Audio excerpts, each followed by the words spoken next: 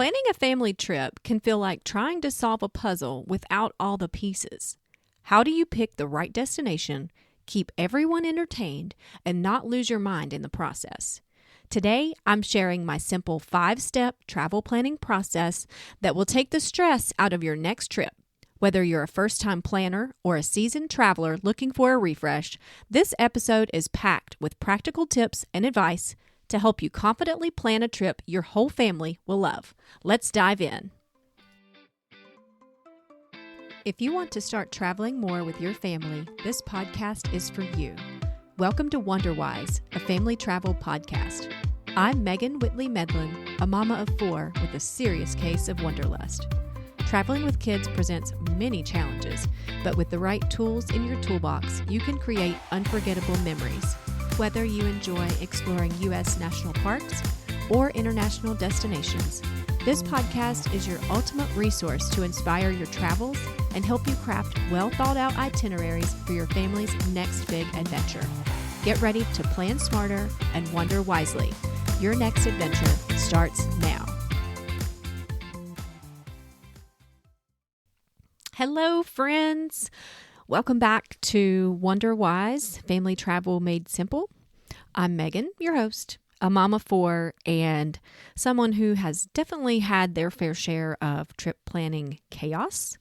I am the chaos coordinator, as I'm sure most of you are. Welcome, welcome, welcome. What a week this has been for my family.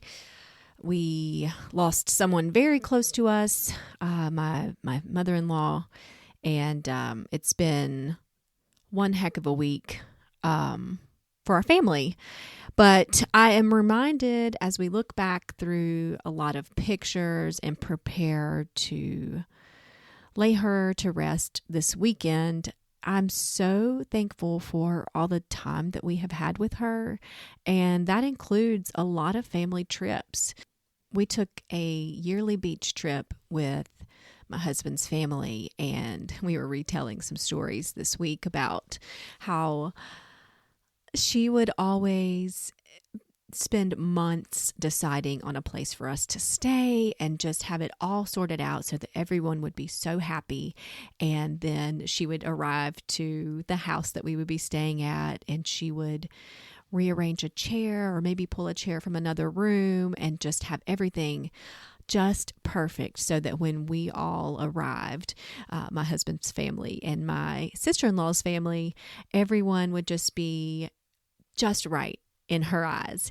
And it was so sweet to think about that memory and reflect back on many, many wonderful trips that we had with her. And it really got me thinking, just a different perspective on why to travel with a family. It's so much work with kids. You know, when you're traveling by yourself or just with a spouse or a friend, and you can move easily through an airport. You don't have to rent a big car or a van, and you can kind of just easily go with the flow. When you travel with kids, it's so much more work and can be really exhausting. And I have found myself on multiple family trips saying in my head, oh my gosh, why am I doing this? I'm never going to do this again. This was so much work. And then I look back on the memories of those trips, and I'm really glad that I endured all of the labor pains of that trip and got to have those memories. So there were many trips we took with the extended family, and I had very young kids. I remember taking a 3-week-old to the beach and a 2-year-old on top of that. And it was just like, oh my gosh, this is not fun. But I have those memories to look back on, and I'm so glad that we went and that we had those times, because my kids remember those trips with her, and it's just really, really special having that time together. Family travel can definitely come with its complications, but it's also extremely rewarding, and I absolutely would not trade those memories for anything. So I say that with perseverance, keep trucking, and make those family memories. And I'm here today to help simplify that process with a 5-step travel planning process. It's going to help take the stress out of that next trip and hopefully provide some insight and some encouragement along the way. Okay, we're going to start off with the motto that there is going to be no perfect trip. Life is not perfect. We are human. There are going to be meltdowns. There are going to be hangry kids, and there are going to be hiccups. There's no perfect trip, so we should eliminate that thought immediately to make our planning process smoother, take some of that pressure off. You are here because you want to make memories with your kids and see cool places and do cool things. That's awesome. Let's take the pressure off and lose the perfection. Step 1, I want you to dream big. This is where we choose our destination. You might have a list that you actually write down or keep in your notes folder, or if you see a cool picture on the internet and you're like, oh my gosh, where's that place? I have to see that in my lifetime. I do that. I have a note on my phone that says places I must see before I die. And so I add places to that list. That doesn't mean it's going to be our next trip. It doesn't mean I'm going to necessarily take that trip with my kids. But I am dreaming.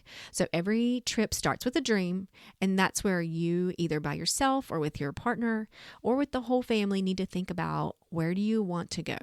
What does your family enjoy? Do you like the outdoor adventures? Is that what draws you in? Do you want to see cultural landmarks or historical sites? Or does your family need a relaxing beach vacation? What does your family need right now?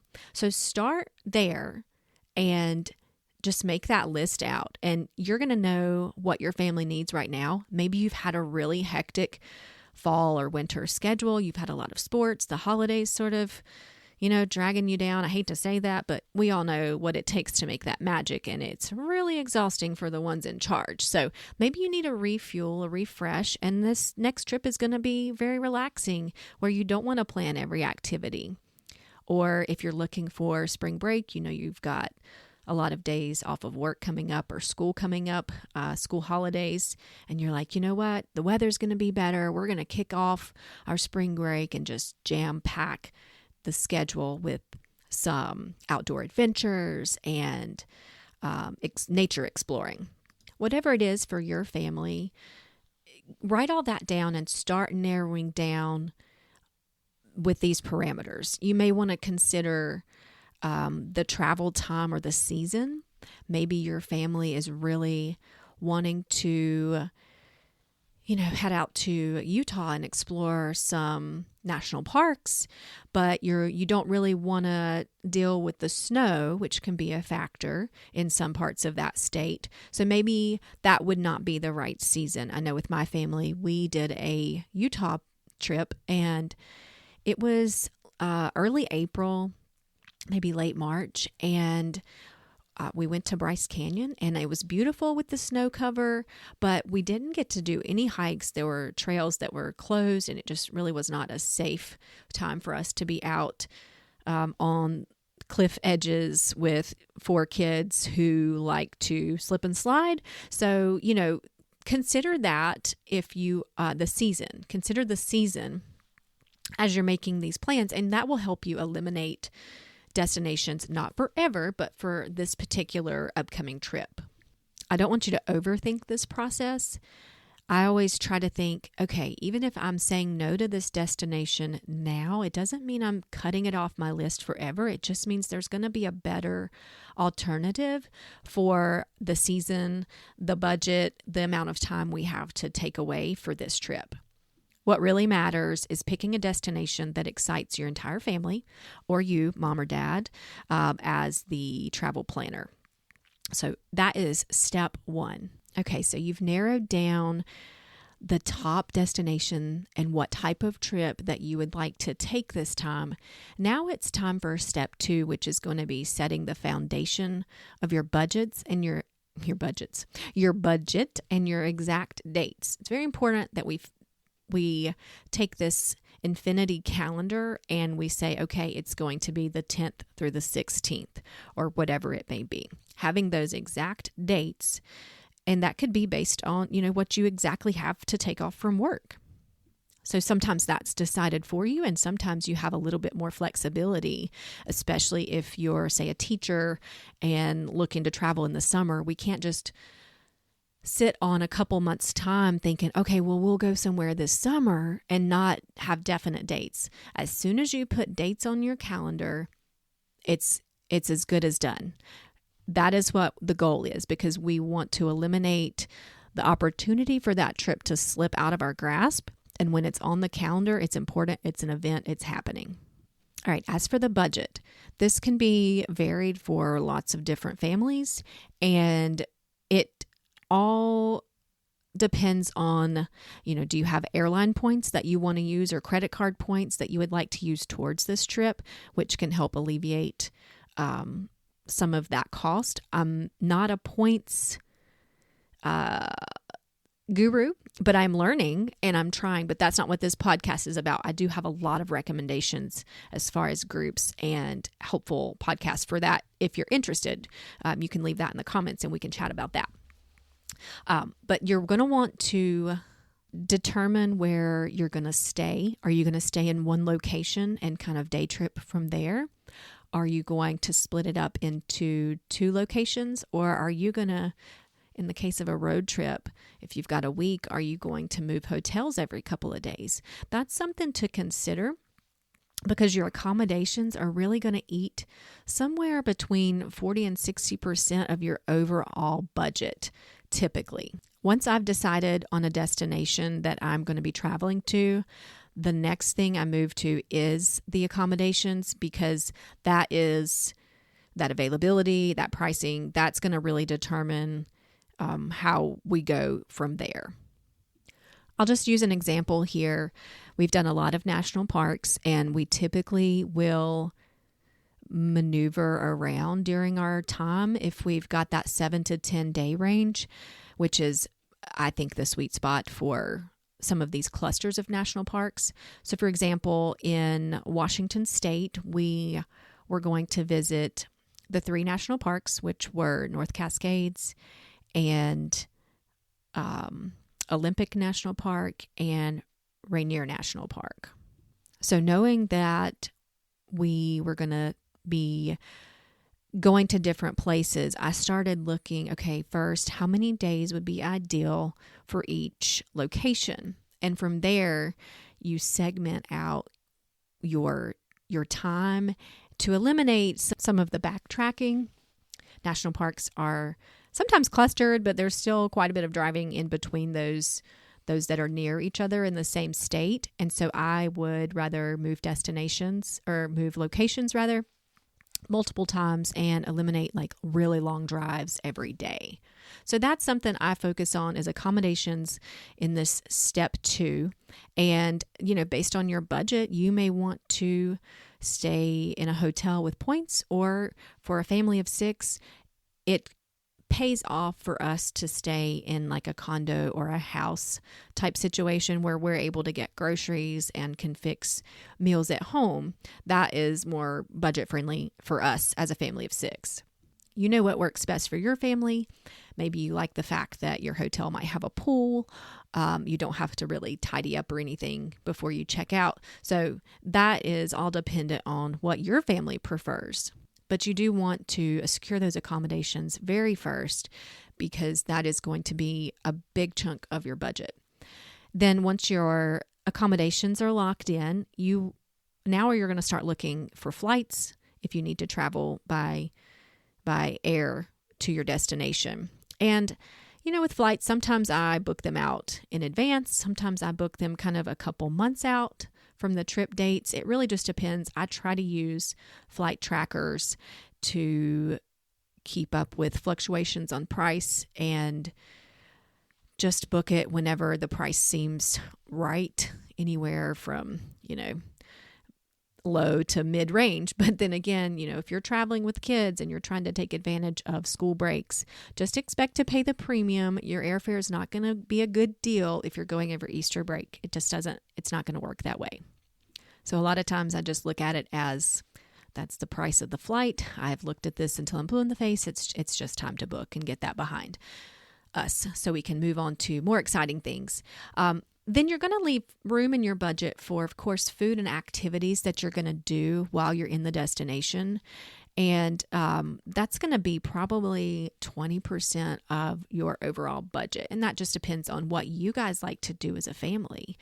One thing I love about the national parks is if you have your national park, I think it's America the Beautiful Pass for $80 a year, that is getting you entry into all of these wonderful parks. And unless you're doing some type of guided tour or extra excursion or activity, you're not paying any more out of pocket to be out and seeing these beautiful places. And your kids are going to love it because they get to run around and be the, I want to say feral, but again, speaking for my own family, be the feral children that they are running out in the wild. It's really good times.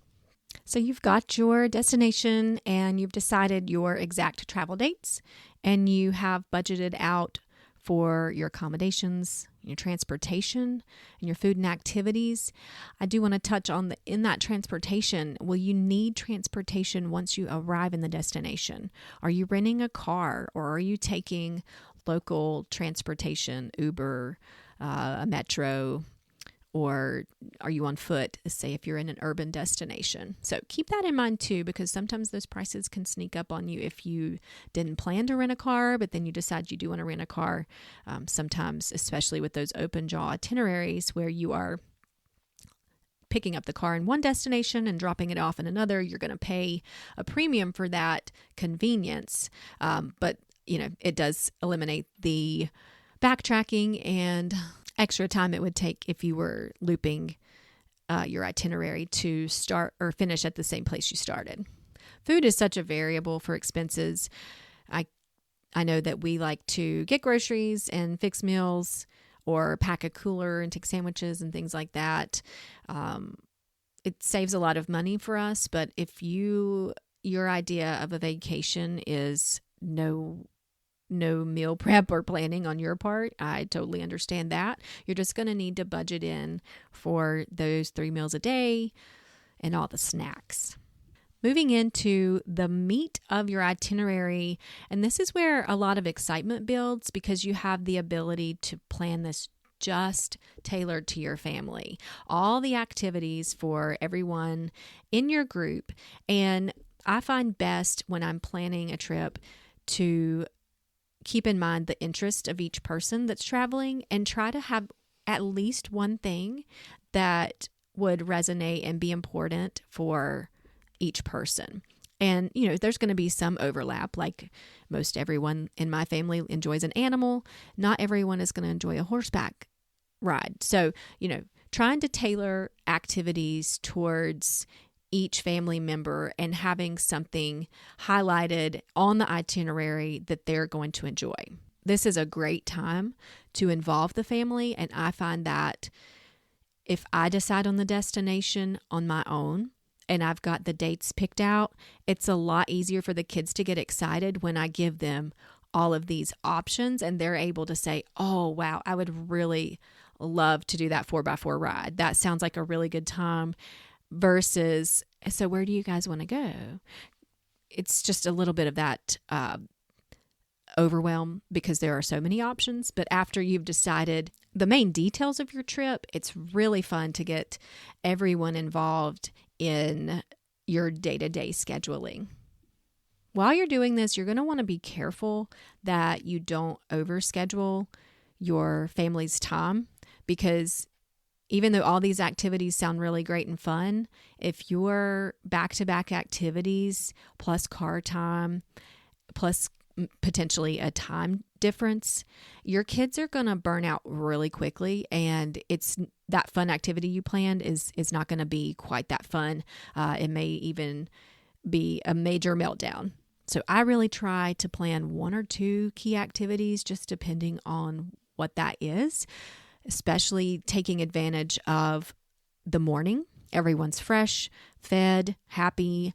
Hopefully everyone slept well, and getting that most important activity first thing in the morning is key. And then if you want to have a smaller afternoon activity, that's a great time for that. But you don't want to just like one activity leading into another. I know when I took my daughter to London this summer, and it was so much fun. And my best friend lives in London, and we just had tons of activities planned that we wanted to do. And I involved her in that. She's 14, and she had a lot of opinions on what she wanted to do and see. And I had a big day planned for our day of arrival. So we had a red-eye flight and arrived pretty early the next day into London. And we pretty much hit the ground running after we dropped our bags off at the hotel. And I had told her, I've got all this planned. And she said, well, I really want to do this Jack the Ripper tour, where it's a walking tour, and the guide takes you around to different areas in London and tells you about the Jack the Ripper murders. And that was really interesting to her on paper. However, that tour started, I want to say we met at like 6 p.m. and that was on the day that we had arrived in London. So the poor thing, we were very tired, and we had done lots of touring that day already. But she wanted to do this tour, so I'd booked it, and we were going to do it. It was a walking tour, and literally every time we stopped, she had to sit down on the curb, and she just put her head on her knees and fell asleep multiple times. And I just looked at her and I thought, she is absolutely miserable. We've had enough today. I know this tour is great. The guide was fantastic. It had nothing to do with the tour. It had everything to do with doing too much in one day. And, as a 14-year-old, she can hang. She's traveled a lot. She's a great little tourist, and it was overscheduled. So I thanked the guide and I said, we got in today. We are beat. We are going to head out. And we left early. And that was a decision that I was okay with, because she wasn't getting any enjoyment out of that tour. So that's just one scenario where overbooking can really, while it sounds good when you're at home and you want to do all these things in a short amount of time, it sounds great, but you really need to be conscious of that. A, so that you're not wasting your money, but B, you just want everybody to have a good time and not to have that sour taste in your mouth after that tour. So really focus on not overscheduling. I think it's great to have little filler activities that don't cost anything, like nearby playgrounds or parks, something fun like that can help the kids kind of burn some energy off. It doesn't cost any money and can, get you outside and enjoying the area without it being like a scheduled activity. Moving into step 4, once you have kind of built that itinerary for your trip, now it's time to think about logistics and packing. And in this part of my planning process is where I really go through day by day and comb through, okay, how do we get from here to here? From activity A to activity B, or from how are we getting from the airport if you're not renting a car? How do we get to our hotel? And I run through this multiple times, and usually on different occasions, so that I've got fresh brain and new eyes on it. But I go through and really just comb over the itinerary and make sure that I haven't missed something. This is also the part of my planning process where I start thinking about restaurant reservations, if there is somewhere special that I want to eat, or if there are tours that require advanced booking, or ferries, trains, any type of logistical decision. This is where that would be made. And this needs to be done a couple of months at least before you leave, so that if you do have a really special tour that you're wanting to do, that you're able to lock that in. There's nothing more upsetting. I mean, I'm sure there are, because first world problems, right? But it's pretty upsetting to have scoured over tours and know what you want to do, and then you think, okay, I'll book that later. And then you go back to book it, and the day that you need to do it is filled up and you can't do it. So I do encourage you to make those advanced reservations for any activity that would need that.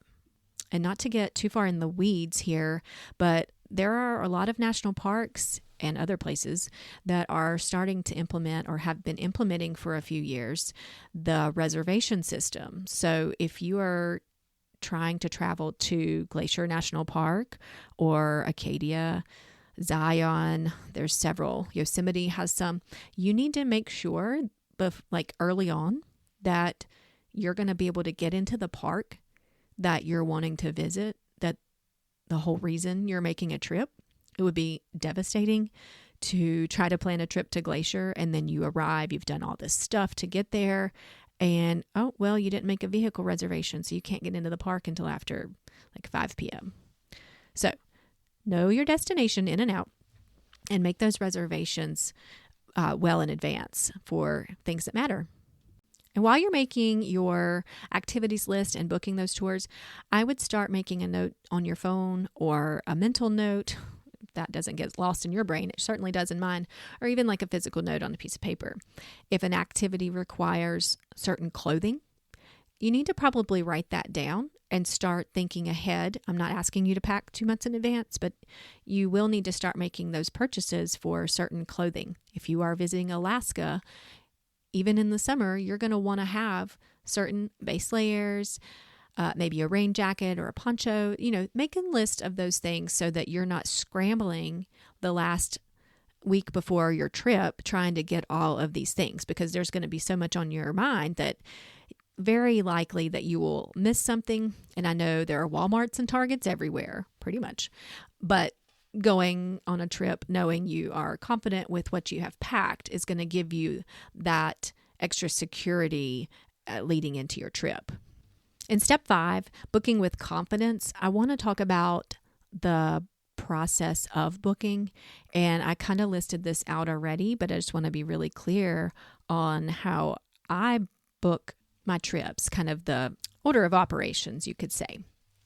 So I do book my accommodations almost always. That's the first thing I book, because if I don't have a place to stay, I don't have a place to get to, if that makes sense. So accommodations, I book those first, and then I typically will book flights. When I book flights, I start looking for rental car or ground transportation. If that is going to be our mode of transportation, I will go ahead and secure that rental car reservation. What I do love about most rental car companies is that you're able to reserve it without having to pay for the entire cost of that rental. So that really helps kind of space out for budget purposes. And then after I have the transportation secured, then I do go in and I book those most important activities first, based on the likelihood that they are going to sell out or the likelihood that I would not get the time or the day that I wanted. I book those next. And then I start thinking about what I'm going to pack and if I need to purchase any type of clothing or outerwear, shoes, accessories, anything to make travel easier, such as, if you need a new set of luggage or that kind of thing. That's when I would start to purchase those items. I really find that a lot of the stress from a trip comes from not knowing what you're going to be doing. And I really find like once I've got a trip scheduled and the flights are booked and everything's reserved, like I tend to relax a little bit. So I just want to encourage you, once you get that trip booked and it's on your travel calendar, don't second guess yourself or try to talk yourself out of it. I mean, we have enough things in our life that we are second guessing anyway, especially as parents. Speaking from experience, of course, I'm not trying to project on anyone, but I know there are a lot of similarities across the board on that. So don't second guess it. You plan this trip for a reason. You are very well thought out. You've done such a great job up to this point in making these family memories. And so I don't want to hinder that excitement from any sort of second guessing. No trip will ever be perfect. The magic is definitely in the memories that you're going to create. And sometimes that means things go a little awry, but don't let that fear hold you back or, cause you to panic and make a cancellation. You've done a well thought out plan here, so just stick to it. More or less for any trip that I have planned for my family, this is the 5-step process that I follow, and it is a well-oiled machine. I, just from experience, feel like this is the most efficient way to get you from I want to go on a trip, where the heck are we going to go, to it's on the calendar and you're packed and ready.